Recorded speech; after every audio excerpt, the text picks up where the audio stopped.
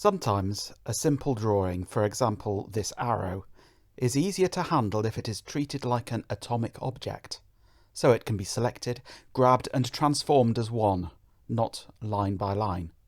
This can be achieved by converting the objects into a group.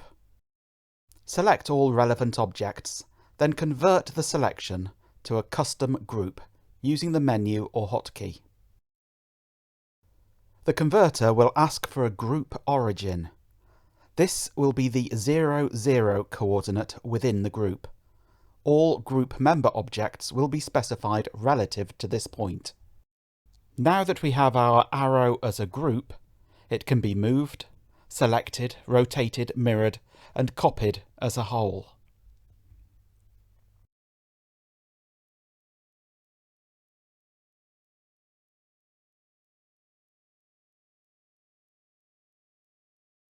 When the arrow is in the buffer, it can be saved from the buffer to a group file that can be loaded from disk later.